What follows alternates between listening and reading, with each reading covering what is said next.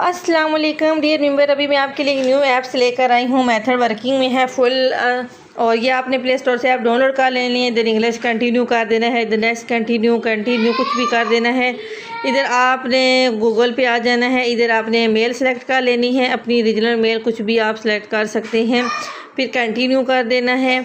और इसी तरह आपको बहुत ही इजी मेथड आपको मैंने लेकर आई हूँ, बहुत अच्छा वर्किंग में है।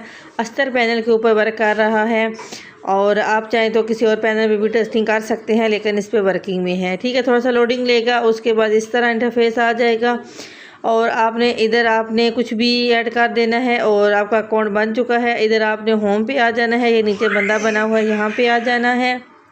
ये कोने पे नज़र आएगा एक साइड पे। ठीक है, उसके बाद आपकी प्रोफाइल ओपन हो जाएगी। इधर आपने नंबर वाली जगह पे नंबर सेलेक्ट कर लेना है, जिसके ऊपर रिस्पॉन्स है आपने उस कंट्री के ऊपर वो सिलेक्ट कर लेनी है।